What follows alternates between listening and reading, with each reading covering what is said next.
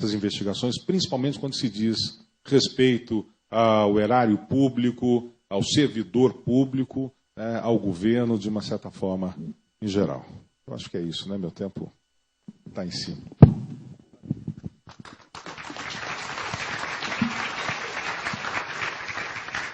Bom, depois de ouvir a brilhante explanação do colega Og, nós temos agora a oportunidade de ouvir o Dr. Leandro, que pode fazer uma abordagem técnica, né, sobre o tema.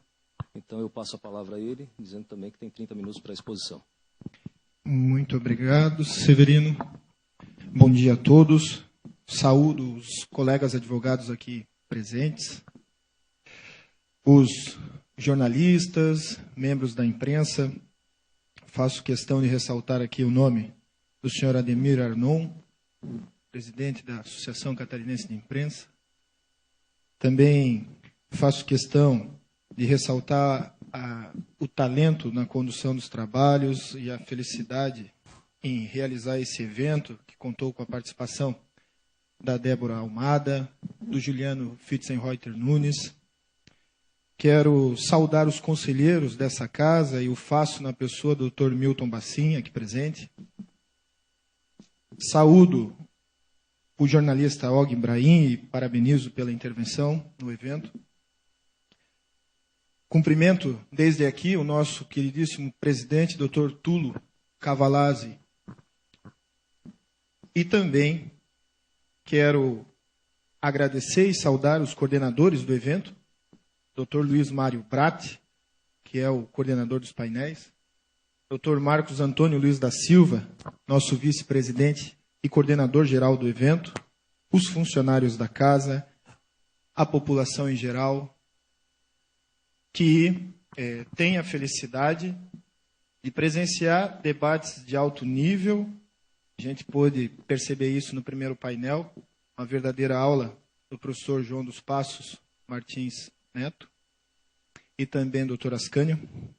E sobre isso eu gostaria até de fazer um comentário, quebrando um pouco a formalidade da situação, que eu comecei a ver a lista dos painelistas, e aí já começa com a conferência do professor Michel Temer, vice-presidente da República, autor de livro de Direito Constitucional que eu utilizei na graduação para me formar.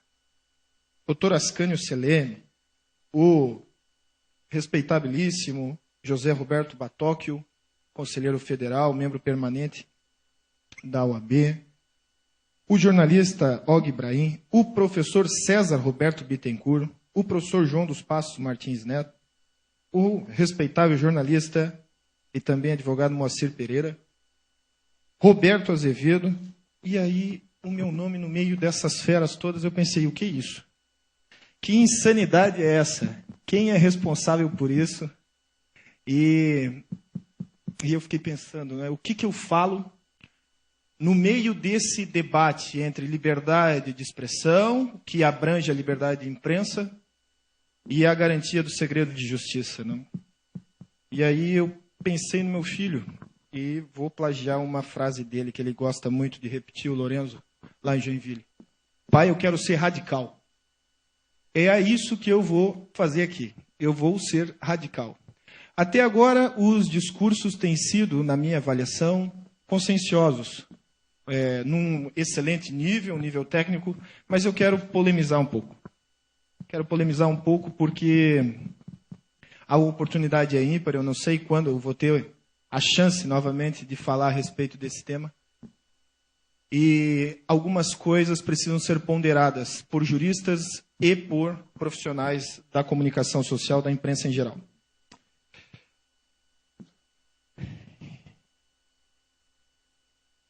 Eu fico feliz porque um representante respeitável da imprensa falou que a imprensa se alimenta dos casos de segredo de justiça porque alguém, dentro da estrutura de poder do Estado, quebrou o seu dever de segredo. Houve uma violação ética aí. Então, esse é um pressuposto fático que já me deixa mais tranquilo para poder desenvolver minha fala. E que há, sem sombra de dúvida, uma relação de concorrência entre os veículos de comunicação e quando a gente fala de concorrência, a gente também está falando de interesse econômico. E essa é uma questão que penetra no tema que hoje eu pretendo expor aqui. Senhores, eu dividi minha fala em 4 partes, e eu não vou ser muito longo, até em homenagem ao cansaço de vocês e à proximidade com o horário do almoço e a fome, provavelmente, que todos já sentem. Eu dividi em 4 partes e eu vou fazer uma análise técnica a partir da liberdade de imprensa, o dever de informar. Depois eu falarei juridicamente a respeito do segredo de justiça, farei uma análise crítica e aí concluo. No primeiro tópico, na primeira parte da minha fala, a respeito da liberdade de imprensa, uma coisa precisa ser registrada, que é o óbvio. A liberdade de imprensa é a regra constitucional. Isso está lá definido no artigo 220 da Constituição da República. Ninguém nega que não existirá democracia sem liberdade de imprensa, sem liberdade de informação e, em última análise, sem liberdade de expressão. É a liberdade de expressão, é a liberdade de imprensa que, na sua origem, é concebida justamente para garantir as liberdades individuais. Essa é a raiz da liberdade de imprensa e esse é um ponto de consenso entre todos aqui, sejam profissionais da comunicação social ou atores jurídicos. A liberdade de imprensa, ela vai possibilitar o controle do poder. E o desenvolvimento da comunicação social e da imprensa está atrelado aos movimentos revolucionários que fizeram a burguesia ascender ao poder. Ou seja, a partir do controle dos atos estatais, a partir do liberalismo clássico. Essa é uma questão importantíssima e que precisa ser ressaltada. Sem liberdade de imprensa não há democracia, porque não há controle de poder. Num sistema democrático, é fundamental que exista controle do poder.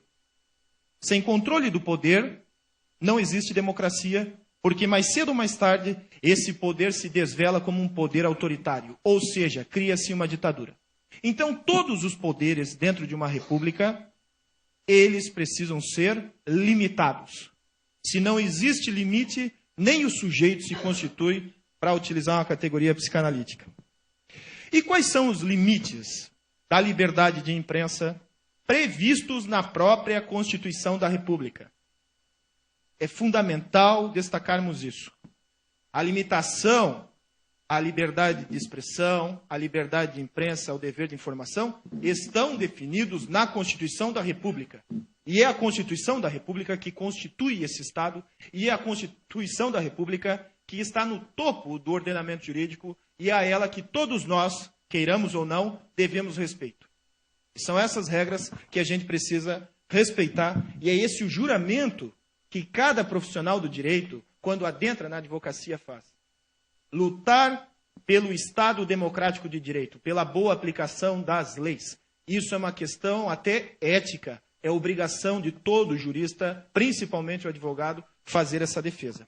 As hipóteses de limitação da liberdade de imprensa, eu vou citar 4. Eu vou citar a vedação ao anonimato. É proibido o anonimato. No entanto, nós temos, no próprio texto constitucional, uma proteção ao sigilo de fonte. E aí a gente não consegue saber quem são os funcionários públicos, na maioria dos casos, não importa a esfera de poder, que estão quebrando uma obrigação ética, violando um dever ético e passando a informação para a imprensa. Isso não se discute a partir da Constituição. Há uma quebra de um dever ético, que é o sigilo. E a gente não fica sabendo nunca quem é. Ou quem atua nos casos penais sabe quem é, mas não tem como provar. Essa é a grande dificuldade. Muitas vezes se sabe quem é, mas a dificuldade está na obtenção de prova. Uma segunda limitação à liberdade de imprensa e de informação seria a proteção da intimidade, da vida privada, da imagem e da honra das pessoas. Tema muito bem tratado por aqueles que me antecederam aqui. Nós também temos limitação à liberdade de imprensa no estado de sítio, isso está no artigo 139, inciso 3º da Constituição. E aí o tema do nosso painel, que é a hipótese do segredo de justiça, previsto no artigo 5º, inciso 60 da Constituição.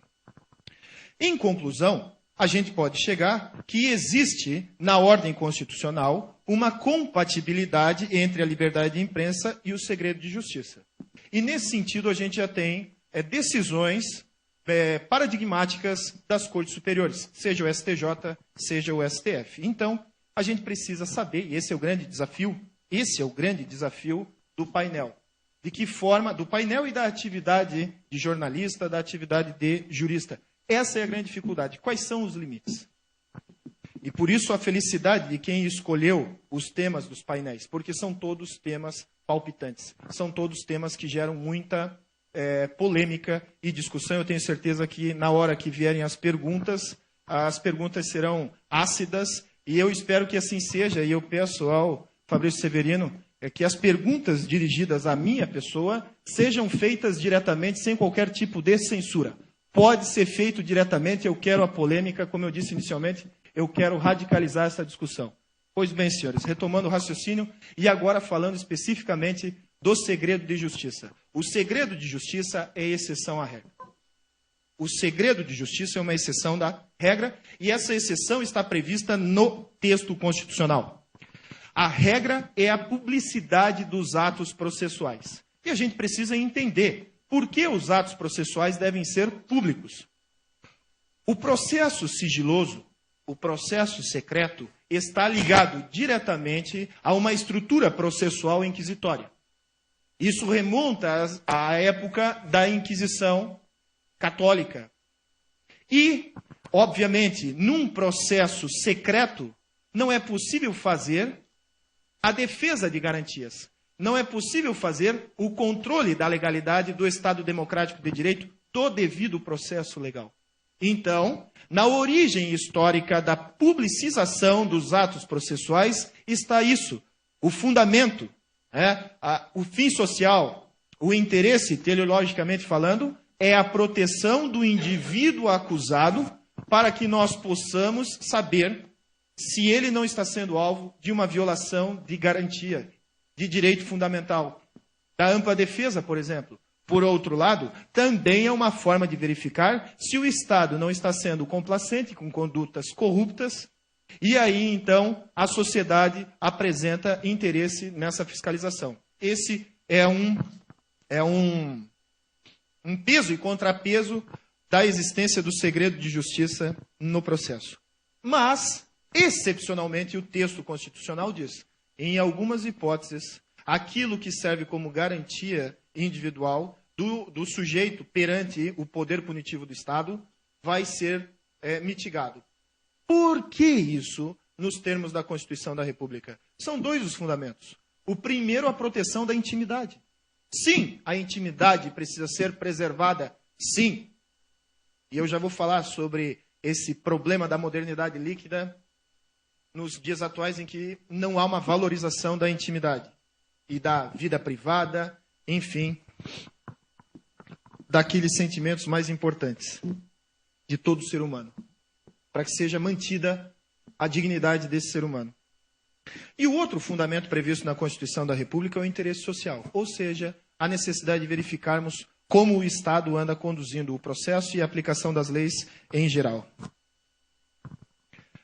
Quais são as hipóteses? Eu vou citar aqui 4 hipóteses, não são as únicas, mas eu vou citar 4 hipóteses em que os processos correm em segredo de justiça. Quando existem interceptações telefônicas autorizadas e regulamentadas pela Lei 9.296 do ano de 96, o conteúdo do processo se torna secreto. Por quê? Porque ali está em jogo a intimidade das pessoas. Ah, mas eu vou só publicar aqueles fatos interessantes, aquelas trechos da conversa interessantes ao objeto da acusação. Espera aí. E o que está inserido nesse meio não vai chegar ao conhecimento de terceiros? Isso precisa ser preservado. Essa é a regra do jogo. Isso é democracia. Uma outra hipótese de limitação à publicidade dos atos processuais, ou seja, uma hipótese de segredo de justiça. Quando existe dentro dos autos de processo dados de natureza bancária. Isso também precisa ser preservado. E uma terceira hipótese, dados de natureza fiscal. Quarta e última hipótese, para não tomar muito tempo dos senhores, questões envolvendo direito de família. Todas essas hipóteses de segredo de justiça estão definidas em lei. E aí, nesses casos, o acesso aos autos se limita às partes e seus procuradores. Para nós termos uma noção da importância do segredo de justiça, há um precedente do Supremo Tribunal Federal, relatado pelo ministro César Peluso, em que uma CPI queria ter acesso a informações, a provas de um caso que tramitava em segredo de justiça, e nem a Comissão Parlamentar de Inquérito teve acesso, porque há uma limitação constitucional. Então a coisa é muito grande. Uma CPI não pode ter acesso a esses dados de um processo que corre em segredo de justiça. E aí eu fico perguntando, se uma CPI não pode, tem mais alguém que possa? E a gente precisa cuidar com o discurso da salvação, com o discurso do amor. Grandes atrocidades históricas foram cometidas com justificativa no discurso do amor, in the name of love. Ou é o são sentimento do povo alemão, ou é a ameaça comunista dos subversivos, etc., ou é acabar com a criminalidade e garantir a segurança da população contra o mundo do crime e assim por diante. Só que existe uma regra. E essa regra precisa ser respeitada. E eu não estou falando de qualquer regra. Eu não estou falando de instrução normativa, de resolução ou de lei ordinária. Eu falo da Constituição da República. Aquilo que nos constitui enquanto Estado democrático de direito. E nisso a gente não pode ficar flexibilizando. Vamos então, a partir desses pressupostos constitucionais, da liberdade de imprensa, do dever de informação e do segredo de justiça, vamos fazer uma análise crítica da situação. É lamentável o uso da imprensa, dos meios de comunicação em geral, para a promoção de um plus punitivo aos acusados. Nós temos penas cominadas na legislação penal. Penas privativas de liberdade, penas restritivas de direitos e pena de multa. Só que alguns setores do poder público, tão logo pratiquem um ato que implica na suspeita de um sujeito, ainda que em segredo de justiça, esses agentes públicos repassam a informação para a imprensa.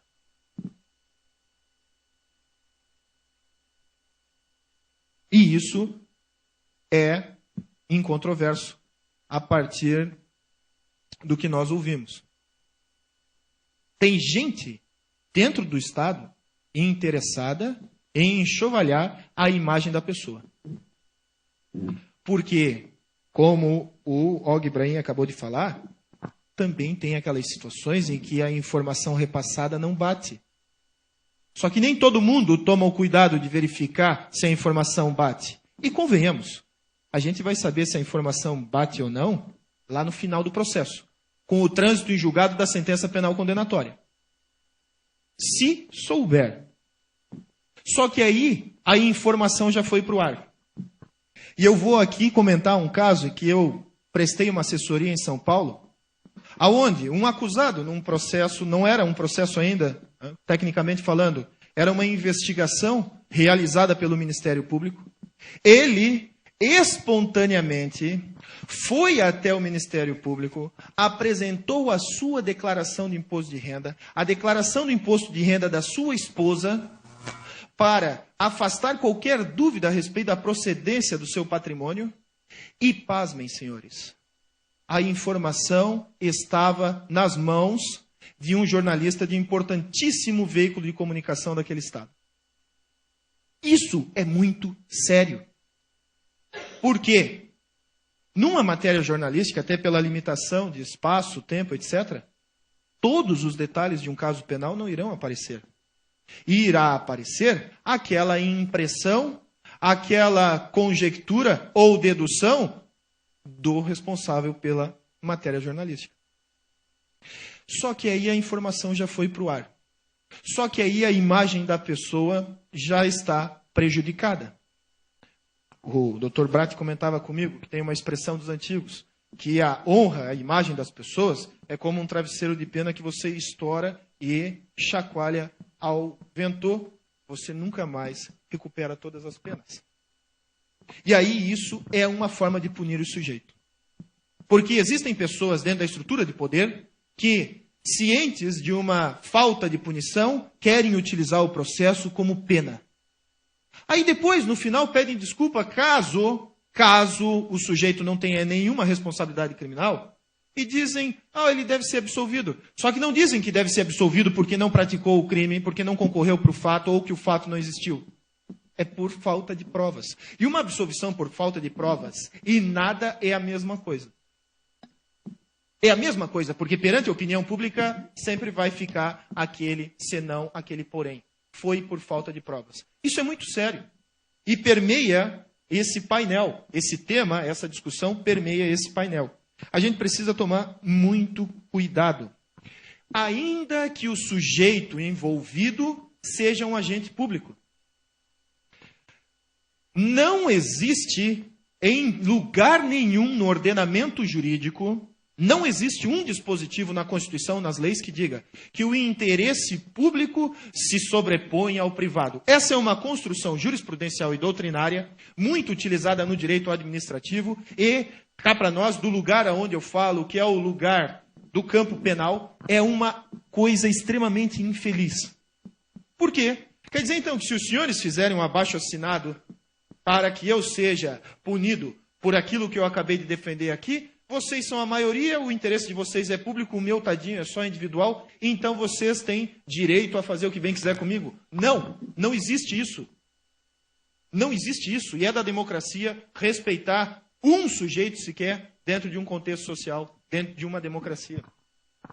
Essas palavras são duras, causam indignação, causam reflexão, mas elas precisam ser ditas. Repito, é uma oportunidade ímpar de se falar, e essa não é a opinião da OAB de Santa Catarina, esta é a opinião minha, eu quero registrar isso. Eu não sei qual é a opinião do Conselho, qual é a opinião da direção em geral. Essa é a minha opinião. A gente percebe que é muito mais fácil manter um segredo de justiça em questões envolvendo interesses comerciais e estratégicos dos grandes conglomerados econômicos do que a do acusado no processo penal.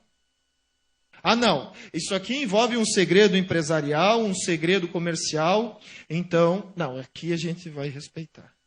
Agora, quando está em jogo o interesse humanístico, ou seja, a imagem e a honra de um ser humano, a sua intimidade, isso aí vale nada. E por que as coisas são dessa maneira? Nada de graça. É muito fácil de compreender. Porque na estrutura que nós vivemos, a estrutura capitalista, principalmente o capitalismo neoliberal, transforma tudo em coisa. Tudo vira coisa. E o que está na frente de tudo, então, é a maior eficiência. Entenda-se aí, a maior lucratividade das ações humanas. E a figura humana perde completamente o sentido.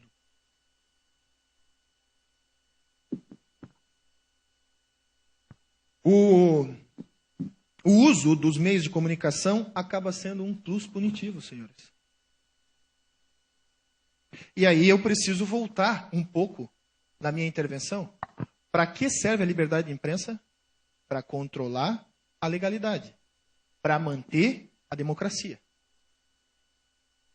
E é isso que a gente vê todos os dias, de manhã, de tarde, de noite, de madrugada. Se você fizer uma experiência, eu vou ficar sapeando na frente da televisão, assistindo os programas que tratam da temática criminal. É isso que a gente vê? Uma preocupação com o controle da legalidade? Ou um escárnio público de todos os envolvidos em um processo? Que amanhã ou depois podem ser absolvidos. Aqui em Florianópolis, eu vou aproveitar, hoje acordei cedo, estava assistindo televisão, sai lá uma informação.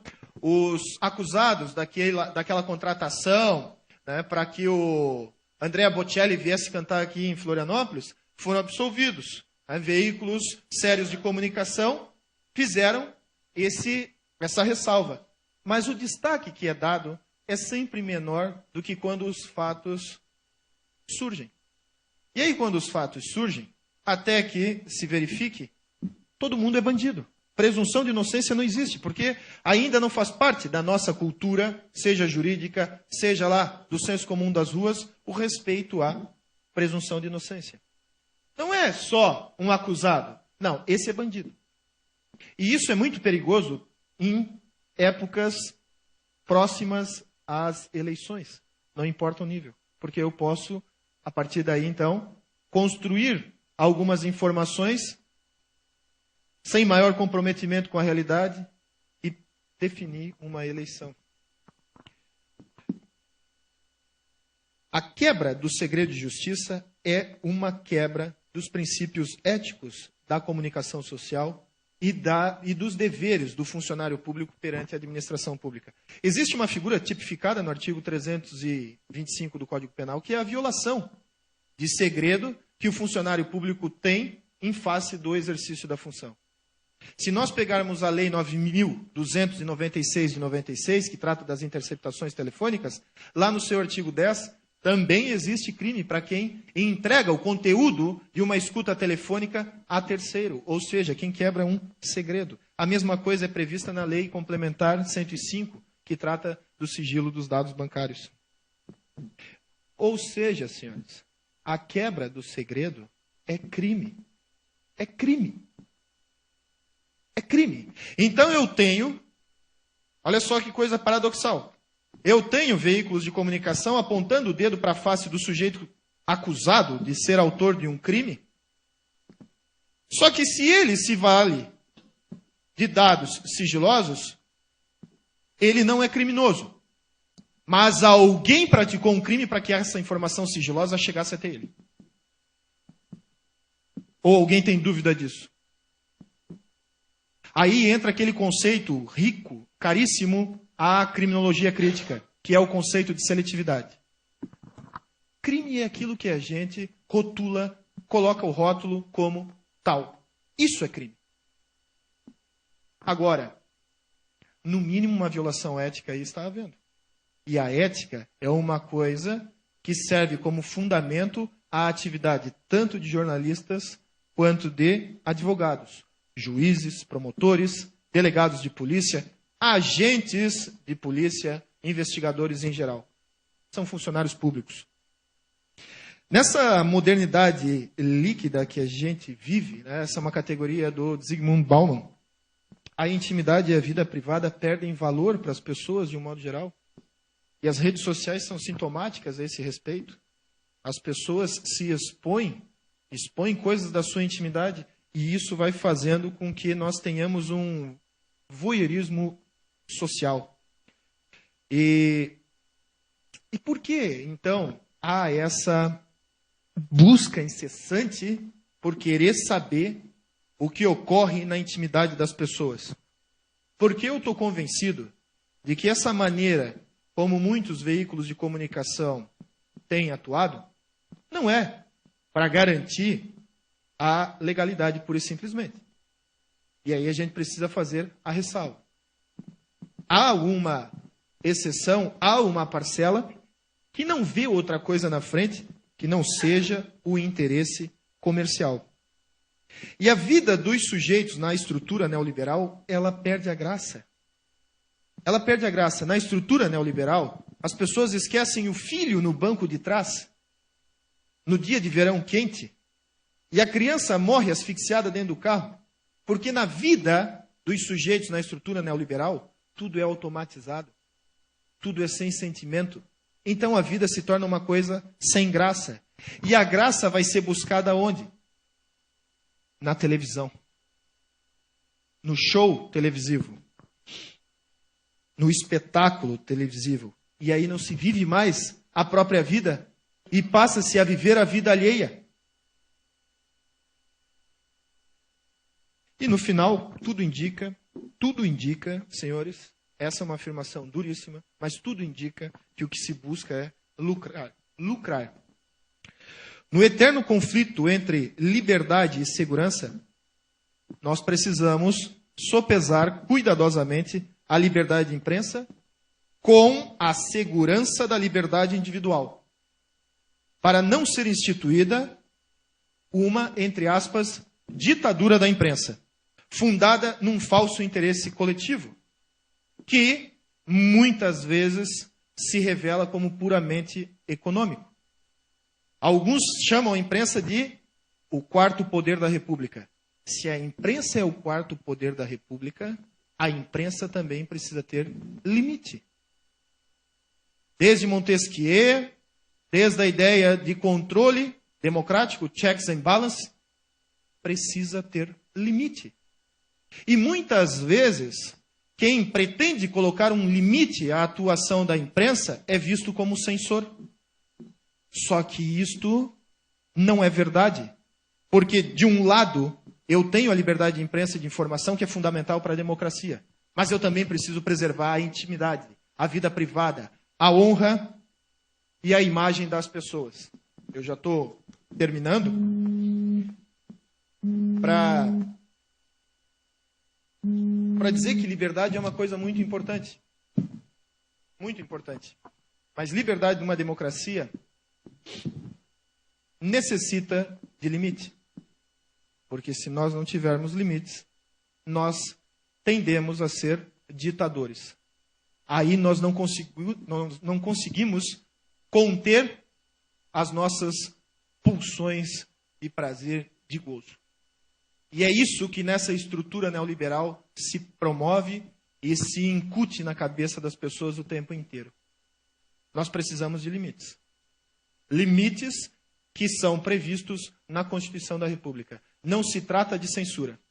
Há uma dúvida, há uma tutela inibitória seria cabível? Se nós eliminarmos a tutela inibitória, nessas situações aonde uma matéria jornalística promoverá violação da intimidade, da vida privada, da imagem, da honra da pessoa, então a gente deve acabar com qualquer tutela inibitória. Primeiro vamos deixar ocorrer um dano ao patrimônio, um dano à imagem da pessoa, um dano à liberdade individual da pessoa, aí depois a gente arruma uma ova. Primeiro porque vai ter que discutir a questão, quem sabe até o Supremo Tribunal Federal. Segundo, porque vai demorar para receber alguma coisa, se receber. Terceiro, aquilo que é o objeto do ataque, que é a honra, a imagem, a vida privada, já foi para o espaço.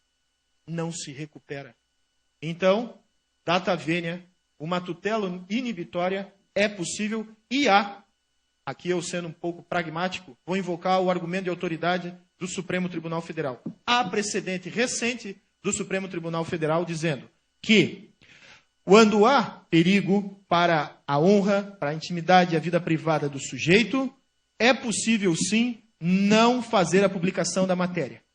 O problema só, e aí eu concordo com a reclamação do veículo de comunicação lá em São Paulo, é que esse tratamento não é dado a todos os sujeitos no processo. Aí realmente vai ocorrer para aquele sujeito que tem mais poder político. Isso é uma distorção. Para terminar, senhores, eu quero dizer uma coisa. Apesar da contundência das palavras, aparentemente contundentes, eu espero ser bem interpretado e dizer que defendo a liberdade da imprensa, mas também defendo a liberdade individual. Ao direito à intimidade, à vida privada e à honra. E para finalizar, eu quero fazer uma citação caríssima para mim, do engenhoso hidalgo Dom Quixote de la Mancha. Essa frase que consta do seu livro, no livro do Cervantes, né? Dom Quixote de la Mancha. Que diz o Dom Quixote para o seu amigo Sancho Panza: a liberdade, Sancho, é um dos mais preciosos dons que aos homens os céus deram. Pela liberdade, assim como pela honra, se pode